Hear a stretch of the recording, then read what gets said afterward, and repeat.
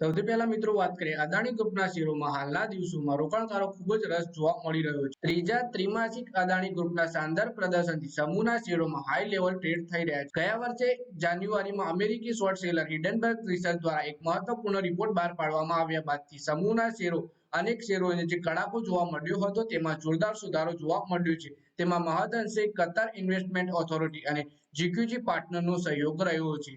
આમાં આપણે વાત કરીએ અદાણી ગ્રીન એનર્જીના શેર વિશે. તો અદાણી સમૂહના શેરોમાં દેશની સૌથી મોટી રિન્યુએબલ એનર્જી કંપની અને દુનિયાની બીજી સૌથી મોટી solar PV developer Adani green એનર્જીના શેરોમાં 3 મહિનામાં જબરજસ્ત તેજી જોવા મળી છે.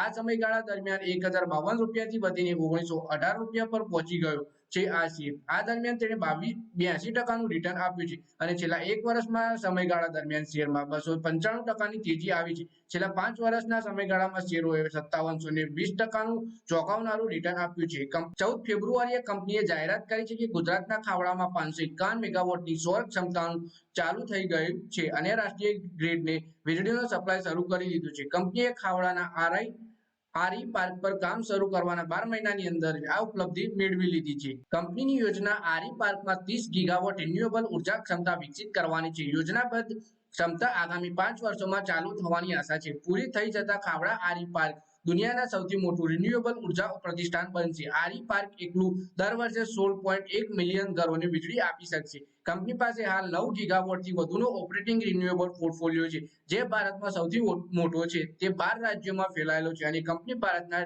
ડિકાર્બોનાઇઝેશન લક્ષ્યાંકો મુજબ 2030 સુધીમાં 45 ગીગાવોટ મેળવવાનો લક્ષ્યાંક રાખ્યો છે. વૈશ્વિક ક્રેડિટ રેટિંગ એજન્સી મૂડીઝે હાલમાં જ કંપનીના રેટિંગને નકારાત્મકથી વધારીને સ્થિર કર્યું છે. કંપનીએ 27 ફેબ્રુઆરીના રોજ એક નિયામક ફાઇલિંગમાં કહ્યું કે કંપની આ વર્ષે પોતાના ઋણ દાયિત્વને ચૂકવવા માટે અમેરિકી ડોલર મૂલ્યવાળા બોન્ડના માધ્યમથી 409 મિલિયન અમેરિકી ડોલર ભેગા કરવાની યોજના કરી રહી છે. હિડનબર્ગ રિપોર્ટ બાદ આ પહેલી વિદેશી બોન્ડ સેલિંગ જોવા મળશે આપણને કંપનીમાં. નાણાકીય વર્ષ 2023ના ત્રીજા ત્રિમાસિક અને તેનો એકીકૃત ચોખ્ખો નફો વધીને 256 કરોડ રૂપિયા થયો છે, જ્યારે ગયા વર્ષના સમાન સમયગાળા દરમિયાન ચોખ્ખો નફો 103 કરોડ રૂપિયા હતો. પરિચાલનથી કંપનીનું એકીકૃત રાજસ્વ ત્રીજા ત્રિમાસિકમાં વધીને 1765 કરોડ રૂપિયા થયો છે. એક વર્ષ પહેલા ત્રિમાસિક ગાળામાં 1258 કરોડ રૂપિયા હતો, જે વાર્ષિક આધાર પર 40 થી 30% વધારો જોવા મળ્યો છે. તો મિત્રો, આ વિડીયોમાં વાત કરીએ આપણે અદાણી ગ્રીન રિન્યુએબલ એનર્જીના શેર વિશે, જેમાં આપણને સારી એવી તેજી જોવા મળી રહી છે અને